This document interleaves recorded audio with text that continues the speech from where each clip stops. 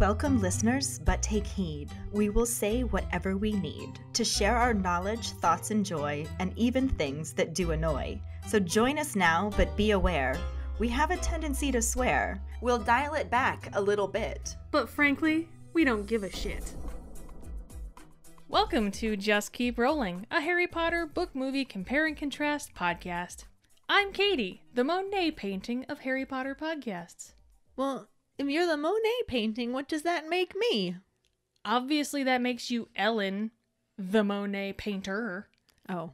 Because, you take the dotty mess that is everything I bring to the table and you make it into something super pretty.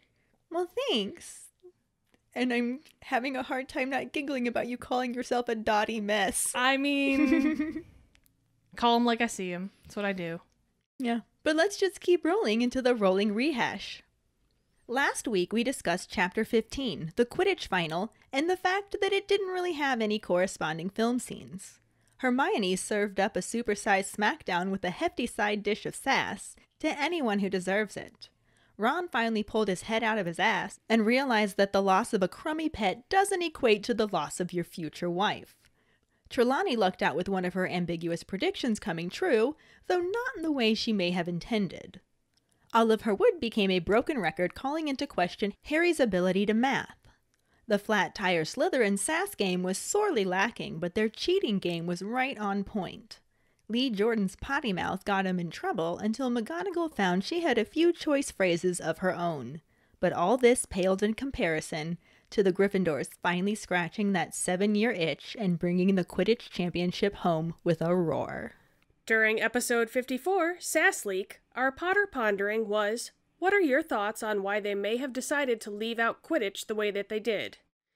Dave pointed out that other than a few instances, Quidditch wasn't necessary to advance the plot. It's just for entertainment, and they did that by things like singing frogs and shrunken heads. Quincy guesses that it's expensive to film such scenes, but still, he misses it. Diana agrees with him, saying that the CGI cost would have been exorbitant to say the least, which is probably why we don't have Peeves either. Yeah, probably. Karlee understands that it was expensive to film those scenes, but says it was such an important part to Harry, like how his relationship with Ginny grew, how he became more confident, how he was bloody Quidditch captain. But okay. Cut it out. That's cool. Max says that Quidditch is honestly just predictable. Harry sees Snitch, Harry catches Snitch, occasionally Harry's life is threatened. I mean, you could argue that's the sum up for the whole story. Yeah. Robert thought that it really wasn't plot-driven to add Quidditch, and even though they leave out most of the Marauders story, it leaves space in for convenience. Then he said, I mean the Time Turner. Jackson thinks that Curon most likely didn't think it relevant to the story. He also wonders what it is with the Quidditch hate. Which I think was mostly just Dave trolling, because he said, sports ball, sports snitch is boring. Julianna also finds sports ball to be boring and calls for more magical arts education. Well, she is a music teacher, and as a visual arts teacher, I'm inclined to agree. More magical arts education. I have no issue with that. She also agrees that she thinks it was too expensive to do all the Quidditch scenes, though. Which makes sense. Thanks for all your input. Our trivia question last week was, what book of Hermione's does Ron say he borrowed for a bit of bedtime reading? Hermione is looking for her copy of Numerology and Grammatica. I mean, that does sound quite snoozeworthy. You're also extremely skilled when it comes to falling asleep mid-reading. It is one of my many talents. But congratulations goes to Adele Hoover, a first-time winner. Woohoo! Congratulations, Adele! We also want to give a shout out to Mike Riley, who was literally only 1 minute behind her with the correct answer. Yeah, it was really close. Mm-hmm. And it's so awesome seeing new names pop up on the trivia post. I can't wait to see who wins this week. Me too! For now, let's just keep rolling into Chapter 16, Professor Trelawney's prediction, and the corresponding film scenes. Chapter 16, Professor Trelawney's prediction. It has been a week since Harry won the Quidditch Cup. His spirits are still high, and the weather is beginning to match his mood. Harry and the other students want to spend their days out of doors, playing games and drinking iced pumpkin juice, but they're trapped inside the castle, forcing themselves to study for the impending exams. Fred and George are seen preparing for their OWLs, Percy is edgy while getting ready for his NEWTs, and Hermione is somehow the most anxious student in the Gryffindor Tower. Harry and Ron have given up asking her how she's managing to take so many classes, until they find her exam schedule, which has her in 2 places at one time, more than once. Hermione tells the boys there's no point in asking how she's planning on taking multiple exams at the same time, and while she is searching for one of her many books, Hedwig arrives with a letter from Hagrid with the information on Buckbeak's appeal. The date is set for the final day of exams, and is to take place at Hogwarts. As though the committee has already decided, a member of the Ministry is to come, along with an executioner. Ron is upset because of all the time he spent reading to help Hagrid with the appeal, and Harry feels sure the Committee for the Disposal of Dangerous Creatures had their minds made up for them by Lucius Malfoy. The slight humbling that Draco seemed to have after his Quidditch final defeat seems to fade as he's overheard saying he's sure Buckbeak is going to be killed, seeming smug in thinking that he's been the reason for the execution. Harry wants to do a Hermione impression by hitting Malfoy, and is upset that he, Ron, and Hermione are unable to visit Hagrid because of the new strict security. Plus, he still has not been able to recover his invisibility cloak from the one-eyed witch statue. When exams begin, the atmosphere in the castle is eerily subdued. Hermione is worried that the teapot she was supposed to transfigure into a tortoise was more of a turtle, and Harry's overly enthusiastic cheering charm gets Ron put in a quiet room. The Care of Magical Creatures exam is the easiest to pass, by leaving the Flobberworms to their own devices, so Harry, Ron, and Hermione finally have the chance to speak with Hagrid. He thinks Buckbeak has been cooped up too long and is getting depressed. Harry is sure his potions exam has been a failure, and he uses the information on medieval witch hunts he learned from Florian Fortescue for his History of Magic exam.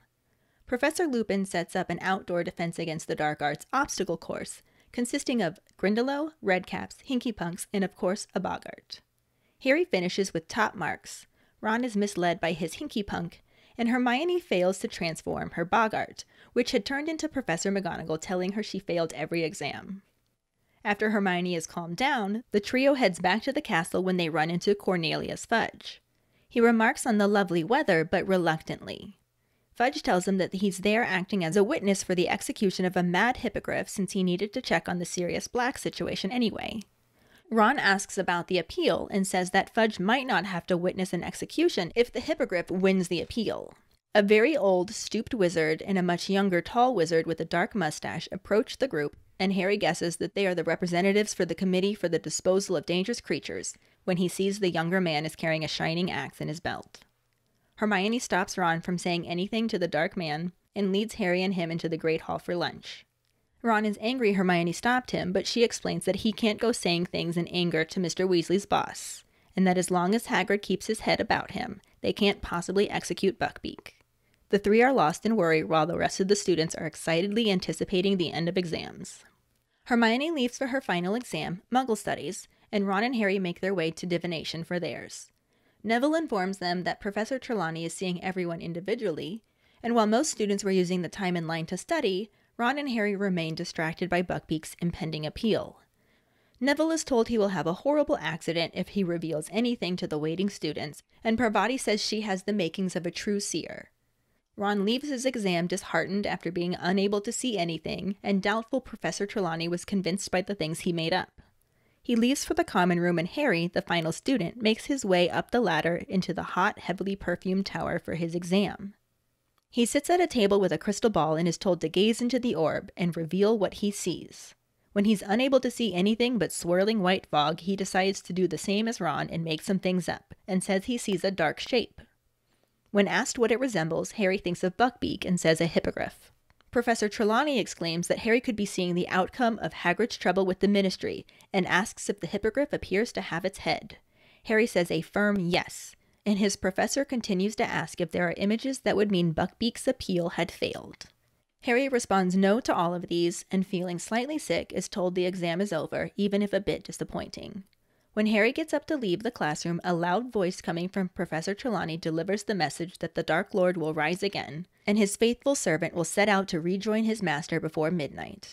Harry asks her what she meant, and she has no recollection of what she just said. Harry returns to an almost empty common room, wondering about the message, and finds Ron and Hermione with a note telling them they lost. Buckbeak is to be executed at sunset, and they are not to come. Harry wishes that he had his invisibility cloak, and Hermione shocks Ron with her rebellion again when she retrieves it from the one-eyed witch. After dinner, the three make their way unseen to Hagrid's cabin, where the great man seems more helpless than hopeless. Harry asks if Dumbledore could do anything, and Hagrid tells him Dumbledore already tried. The executioner is a friend of Lucius Malfoy's, and the committee was probably threatened into the sentence by Malfoy. While Hagrid scolds them for coming and tells them they need to go back to the castle, Hermione finds Scabbers, looking more haggard than ever. Dumbledore, Cornelius Fudge, and the committee member and the executioner come towards Hagrid's cabin, and Ron, Harry, and Hermione are led through the back door where they see Buckbeak in the pumpkin patch. While trying to leave, Scabbers begins squirming and squealing, trying to escape Ron's grasp, worrying Ron that they might be hurt. But even over the sounds of Scabbers and Ron's struggle, the thud of an axe can be heard. The movie section begins as the third-year students are leaving the divination class that Hermione had just walked out of. As Harry and Ron are walking down the stairs, Ron is going on about how Hermione has gone mental. Harry notices the crystal ball she knocked off the table and picks it up, saying they better take it back. Ron refuses to go back, so Harry says fine and heads back up the stairs by himself, telling Ron he'll see him later. He re-enters the apparently empty divination classroom and looks around. Not seeing Professor Trelawney, Harry sets the crystal ball on the table and notices an image inside it. He looks closer and sees Sirius Black's face, whispering his name. As Harry is staring at the crystal ball, a hand startles him by grabbing his shoulder from behind. He turns and sees Professor Trelawney, who gasps and speaks in a raspy, echoey voice, saying he will return tonight. Harry says, "I'm sorry?" And Trelawney continues to hold onto his shoulder and speak in that eerie voice. "Tonight he who betrayed his friends, whose heart rots with murder, shall break free. Innocent blood shall be spilt, and servant and master shall be reunited once more." She trails off while saying more, and releases Harry's shoulder as she begins to cough. She appears to notice Harry for the first time and apologizes to him, asking if he said something. Harry says no, nothing, and quickly and nervously walks away from her before running out the door and down the stairs once more as the camera switches to an aerial view of the large spiral staircase and fades to black. The scene reopens on some crows at a man's feet and the sound of metal sharpening. It cuts to Harry, Ron, and Hermione walking through the courtyard, watching the executioner sharpening his axe. Hermione glares at him as he watches them walk by, and the camera cuts to the trio crossing the covered bridge. As they exit the bridge, Hermione says that she can't believe they are going to kill Buckbeak. It's just too horrible. And Ron says that it just got worse, as they see Malfoy, Crabbe, and the other Slytherin boy hiding behind a rock to watch Buckbeak's execution. Hermione is furious and marches out to them, with Harry and Ron trailing behind her. Malfoy turns and sees them, saying, "Oh, look who's come to see the show." She calls him a foul, loathsome, evil little cockroach, and points her wand right at Malfoy's chin. As Malfoy snivels, Ron tells Hermione that he's not worth it, and she lowers her wand and starts to walk away. Malfoy and his goons start laughing, and she turns back around and punches him right in the face.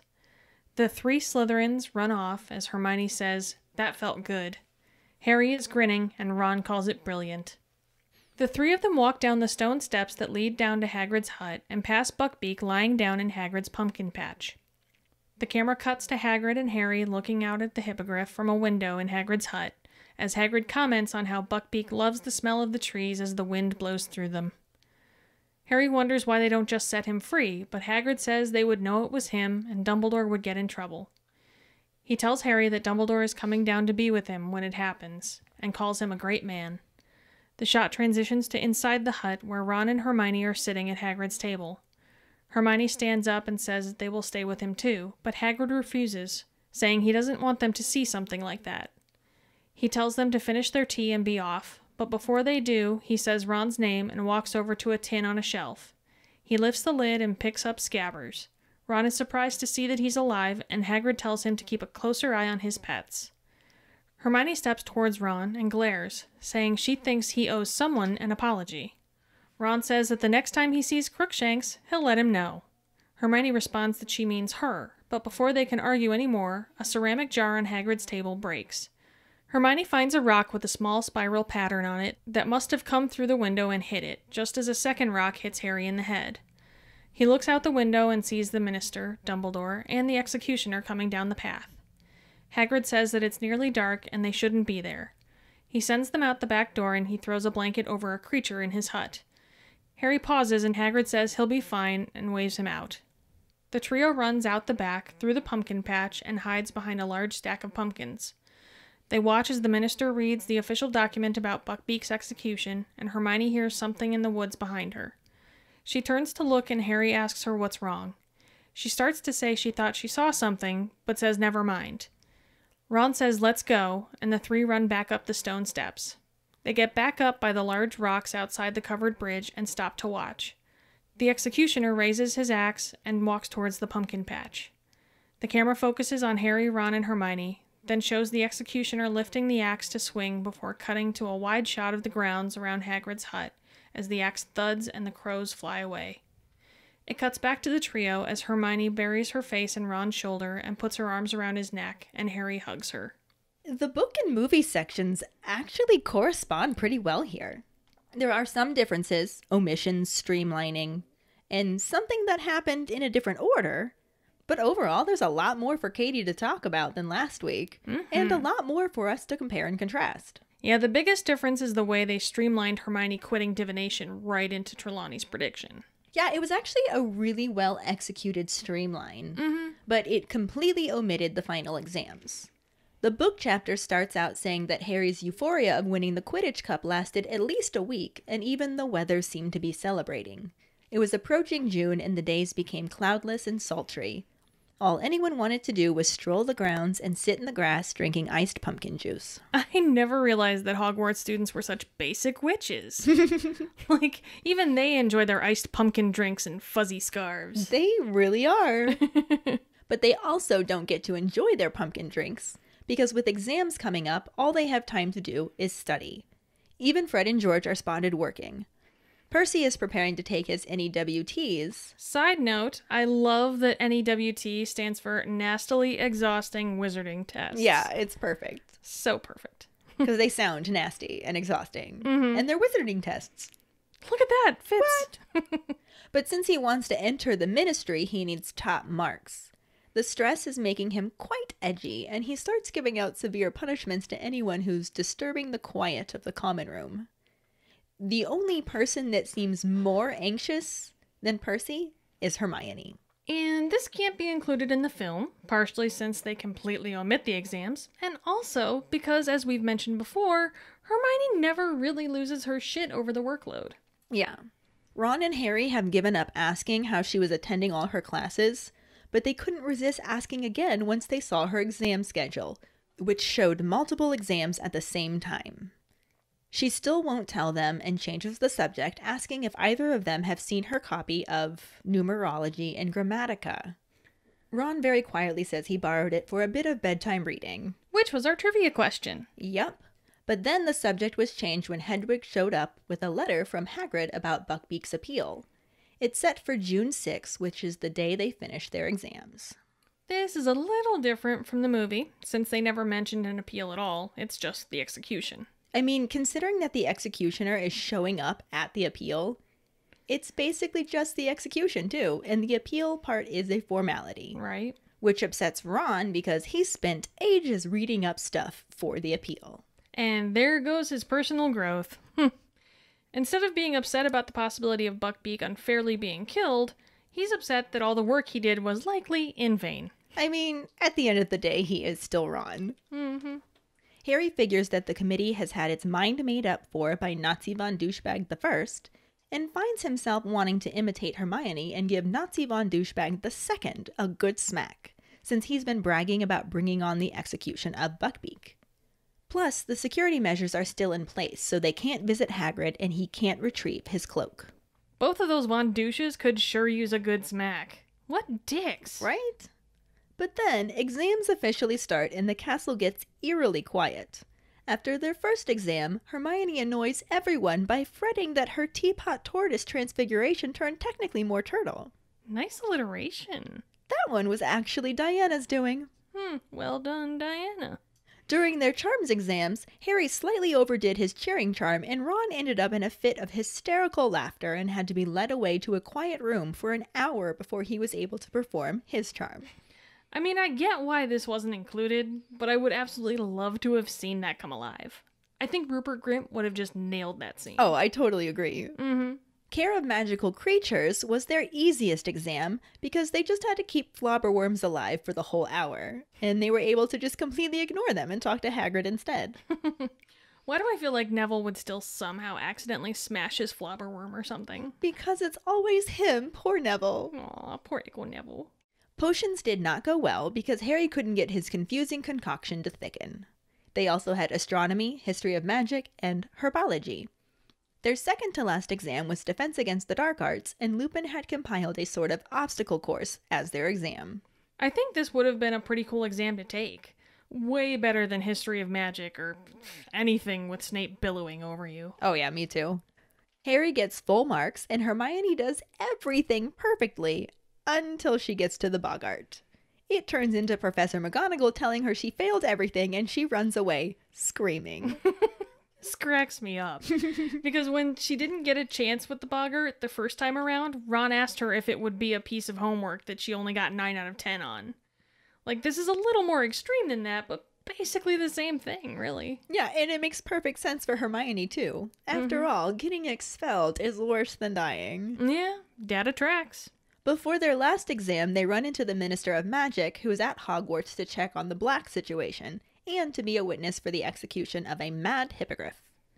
Ron asks if the appeal has already happened, and Fudge tells him that it's scheduled for the afternoon. Ron insists that the hippogriff might get off and wants to say more, but Hermione stops him, since he shouldn't be talking to his dad's boss like that. I'm with Ron, though. It isn't justice to show up with an executioner at an appeal. No, not in the least. Come on. Pretty shitty. Their very last exam is divination. Harry and Ron head to the 7th floor and are informed by Neville that she's seeing them all individually.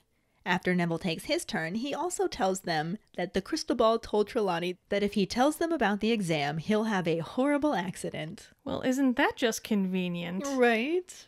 Imagine that. Ron takes his turn and tells Harry that he just made some stuff up. Then Harry is the last person to go. He heads up to the classroom and joins Professor Trelawney at a table with a crystal ball. She asks him to gaze into it and tell her what he sees. Harry looks into the crystal ball and sees nothing at all, so he makes something up too, saying he sees a dark shape. He says it resembles a hippogriff. Trelawney wonders if it appears to still have its head, and Harry very firmly says yes. She asks if he's sure, and Harry insists that it's fine and flying away. She ends the exam there, saying she's sure he did his best, but before Harry can leave, he hears a loud, harsh voice say, "It will happen tonight." This is where the movie finally comes in, except it's not divination exams. It's just a continuation of the divination class that Hermione walked out of. Harry and Ron are heading down the stairs after class, and Harry sees the crystal ball Hermione knocked off the table. How did that crystal ball not crack, or at the very least scratch, though? Right? It was perfect. There was nothing wrong. It's made of glass. It should be broken. Right? That's what I'm saying. Like, also, how in the hell did it stop where it did? That castle is 95% stairs. That shit shouldn't have stopped until it got to the Great Hall, for fuck's sake. But somehow it just randomly stops in the middle of the staircase. Magic? I guess. Also, I love the spiral staircase, but I can't imagine climbing all those stairs on a nearly daily basis. Oh dear God. Like, I'd have to keep a spare set of robes at the top to change into, because I would be a sweaty-ass mess by the time I got there. Honestly, that's probably the real reason why Trelawney never joins them for meals. Fuck those stairs. I'll just blame my inner eye. Yeah, fuck those stairs indeed. I don't blame Ron at all for not wanting to go back up there. That's a lot of goddamn stairs. Like, I'd never make it. Maybe I could, like, Wingardium Leviosa my way up the stairs. I could see you making it to the top once, and then just saying, "And this is where I live now." Well, because that's true, and that's exactly what I would say. But Harry goes by himself back up all those stairs to take the crystal ball back to Trelawney. Either because he's a nice kid, or because the plot dictated he needed to end up one-on-one with that professor. A little of both, I'd say. Harry doesn't see Trelawney anywhere, so he sets the crystal ball down on a table, and then he sees something in it. He looks closer and sees crazy Gary Oldman in the crystal ball. As he's looking closer, a hand grabs him on the shoulder and says, "It will happen tonight." So now the book and the movie are actually lining up for the time being. Mm-hmm. However, there were some other changes to this scene as well.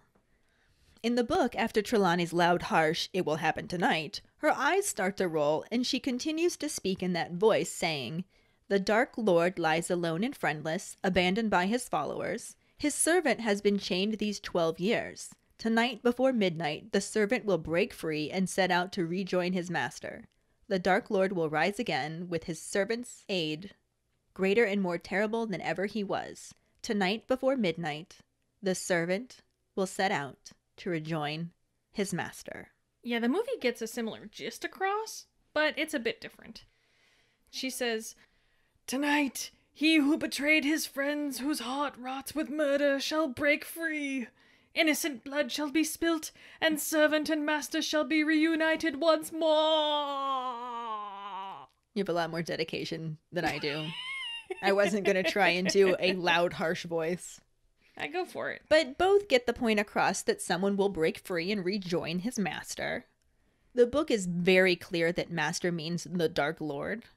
But it also includes the details of the servant being chained for 12 years, which totally makes it sound like it's referring to Sirius, who was in Azkaban for 12 years. Wonder if they planned it that way. I wonder.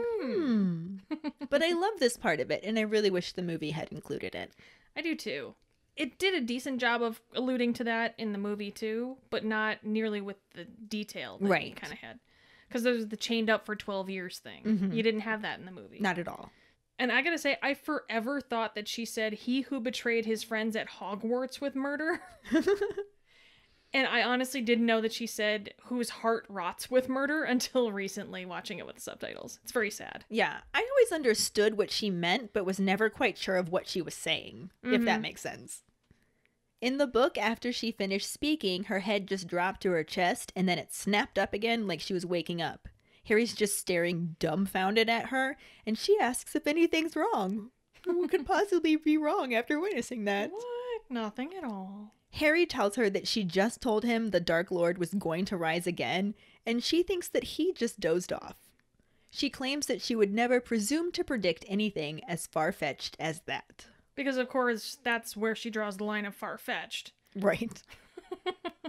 But predicting a child's death is totally okay. Yeah, Nothing weird about that. No, not at all. No line crossing there anywhere. But that's not how it happened in the movie. I know you're shocked. What? She just sort of creepily trails off as she says, "Maw," and then coughs. And I love that her prediction looks more like she has a hairball. It's funny, but it always bothered me because it was nothing like what happened in the book. I loved the drama of the moment, and I feel like that sort of slapstick in the film took away from it. I see your point, and I get it. But I still kind of go back to the fact that this was the Crossroads movie. Since it was starting to get dark, but still a children's movie, really? Like, I feel like the slapstick was there to lighten it up and not freak out the kids quite so much. Yeah, I guess that makes sense, too. Yeah. But in the movie, Trelawney seems to notice Harry for the first time and asks if he said something. Harry just says no and bolts, so there's no exchange between them about what she said like there was in the book. After this scene in the book, Harry leaves, wondering if he just heard Trelawney make a real prediction, or if she just thought that would be an impressive way to end the test. He makes his way back to Gryffindor Tower and finds Ron and Hermione, who tell him that Buckbeak lost his appeal. Since there never was any appeal in the movie, they just got this point across in the next scene by showing the executioner. But why the hell are they just letting a friggin' executioner sharpen his beheading stick in the middle of a school courtyard? Like, that just seems all sorts of irresponsible. Imagine any first years walking by. Like, they legit shit themselves. I almost legit shit myself. I mean, it made a good visual, but it definitely goes against what you were saying before about it being a kid's movie. True. In the book, they really want to go down and see Hagrid, but know they aren't supposed to leave the castle. Harry wishes he had his invisibility cloak, but says he can't go anywhere near the one-eyed witch statue. Hermione asks how to open the witch's hump, and when Harry tells her Descendium, she immediately leaves to go get it. When she returns with the cloak, they sneak down to Hagrid's hut. In the movie, it's not sneaking down at all. They just blatantly walk through the courtyard and past the executioner. But before they can get to Hagrid's hut, they run into Malfoy, Crabbe, and Slim Shady. Malfoy says, "Look who's come to see the show!"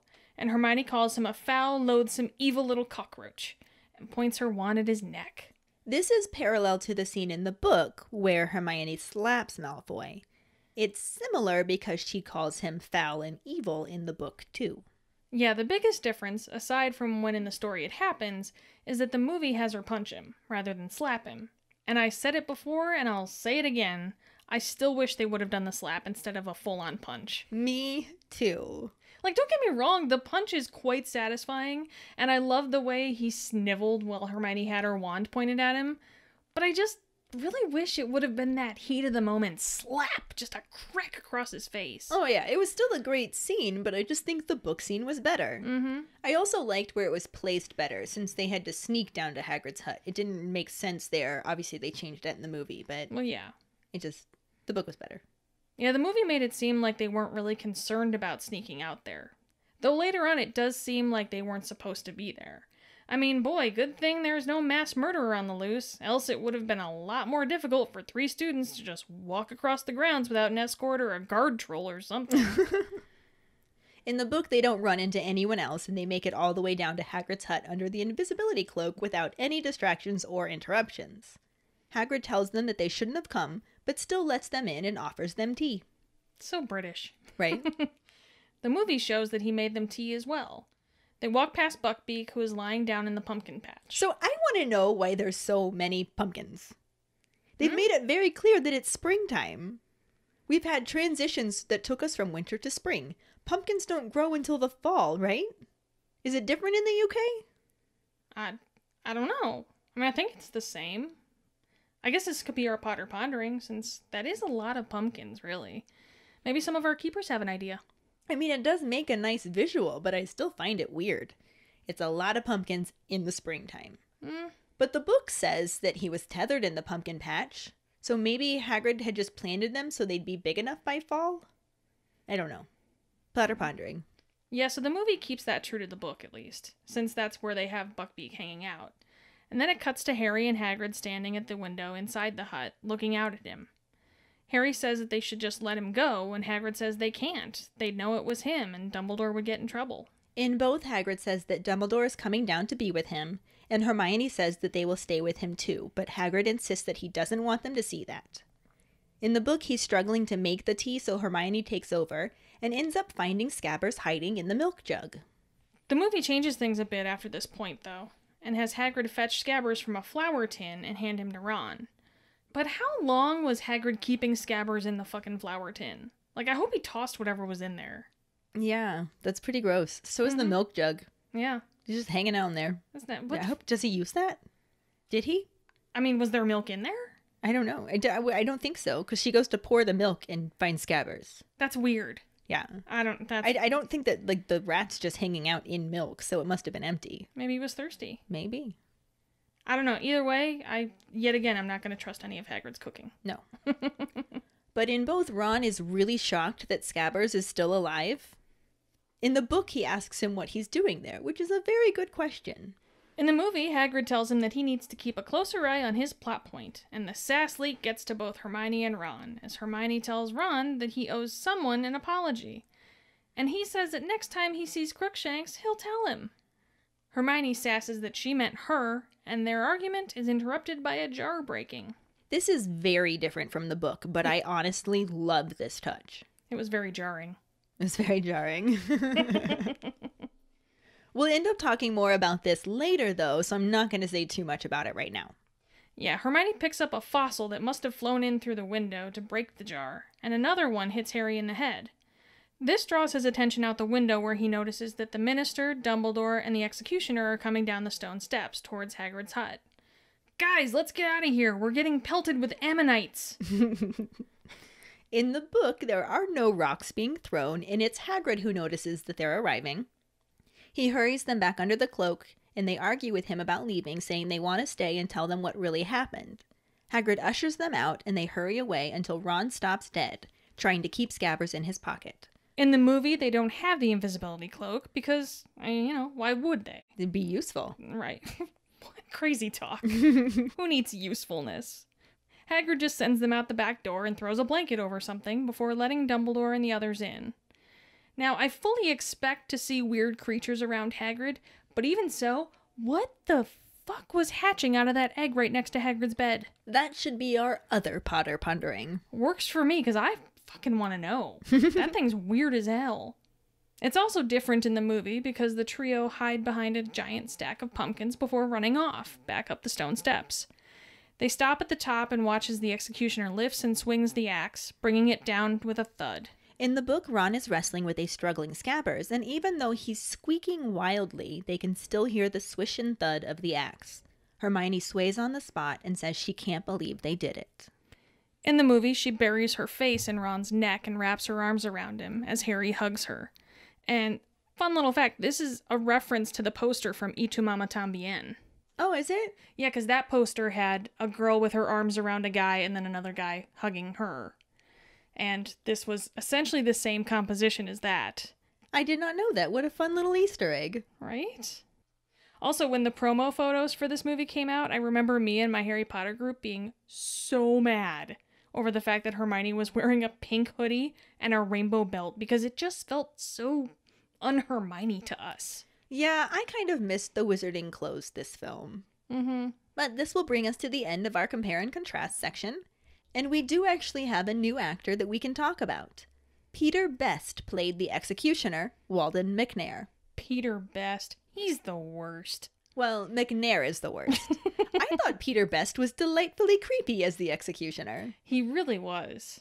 Yet again, it's the same idea as Filch. I don't want to run into him in a darkened corridor. Especially not with that axe. Hell no. But the way, you couldn't see much of him because of the mask and everything, but the way that he just, watched them and sharpened the axe as they walked by, I was just like, tell. Oh my god, you're right. I did almost shit myself. Yeah, right? That's what I'm saying, dude. Shouldn't watch that after coffee. No.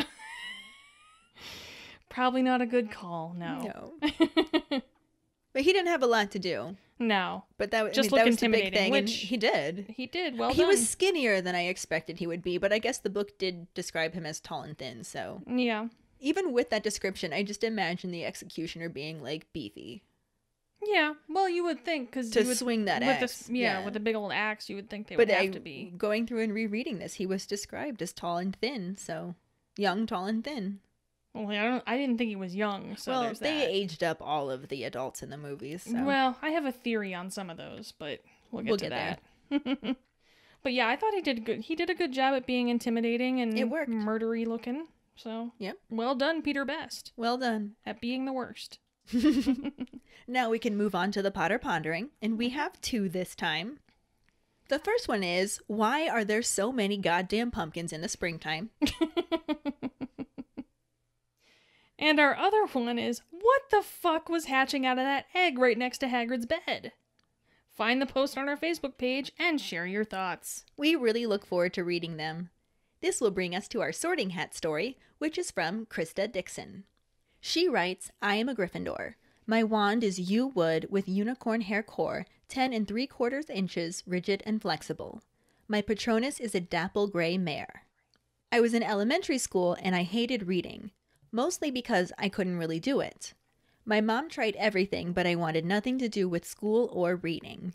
Finally, after much persuading, I agreed to read a book with her that my sister and cousins loved. We took turns reading pages, and I struggled. The story started to peak, though, and I was instantly infatuated. I began to sneak extra pages. Eventually, I began reading them on my own. That's the year Harry Potter, with help from my mom, taught me to read and love books. My mom was put on hospice last month, and I read Harry Potter to her on her final days, just trying to say thank you for one of the billion things she gave me. I've escaped to Hogwarts whenever I feel some type of way. It's one of the ways I've gotten through the past month. Thank you so much for sharing your sorting hat story with us, Krista.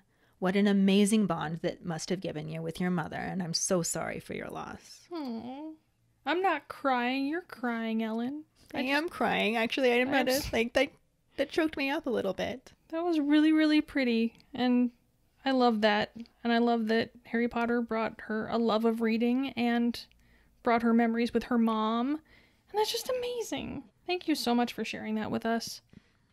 And if any of you other keepers out there listening would like us to read your Sorting Hat story on a future episode, you can email it to us at justkeeprowling@gmail.com.